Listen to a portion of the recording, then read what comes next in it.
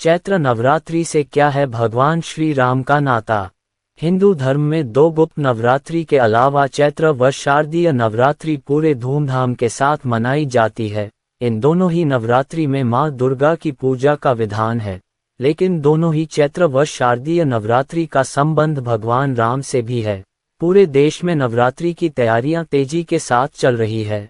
सनातन धर्म में नवरात्रि का पर्व बहुत धूमधाम के साथ मनाया जाता है। धार्मिक मान्यता के अनुसार नवरात्रि के 9 दिनों में मां दुर्गा के 9 स्वरूपों की पूजा आराधना करने का विधान है। कहा जाता है कि नवरात्रि के दिनों में माता दुर्गा धरती पर निवास करती हैं और अपने भक्तों की सभी मनोकामनाएं पूरी करती हैं।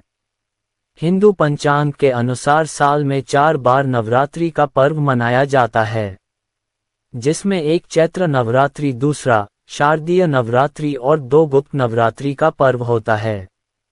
तो चलिए इस वीडियो में जानते हैं कि चैत्र नवरात्रि से प्रभु श्री राम का क्या संबंध है। चैत्र माह के शुक्ल पक्ष की प्रतिपदा तिथि से चैत्र नवरात्रि की शुरुआत होती है।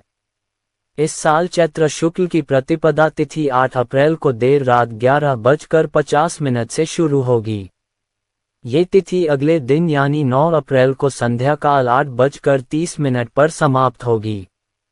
उदया तिथि के अनुसार 9 अप्रैल को चैत्र नवरात्रि की शुरुआत होगी, जिसका समापन 17 अप्रैल रामनवमी के दिन से होगा।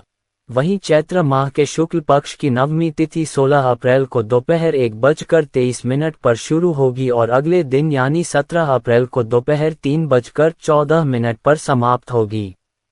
सनातन धर्म में उदया तिथि मान्य है, अतः 17 अप्रैल को रामनवमी मनाई जाएगी। चैत्र नवरात्रि से भगवान राम का नाता। अब आपके मन में यह सवाल चल रहा होगा कि चैत्र नवरात्रि से रामनवमी का क्या संबंध है। चैत्र नवरात्रि में नवमी तिथि के दिन भगवान श्री राम का जन्म हुआ था। हिंदू धर्म में मान्यता है कि चैत्र माह की शुक्ल पक्ष के नवमी तिथि को भगवान विष्णु ने प्रभु श्री राम के रूप में धरती पर अपना 7वां अवतार लिया था। भगवान श्री राम के जन्म से पहले भी चैत्र नवरात्रि का पर्व मनाया जाता था, जिस दौरान देवी मां की उपासना की जाती थी। लेकिन जब चैत्र माह में प्रभु राम का जन्म हुआ तो देवी के साथ साथ प्रभु श्री राम की भी पूजा आराधना करने का प्रचलन शुरू हो गया और रामनवमी के दिन चैत्र नवरात्रि का समापन भी किया जाता है।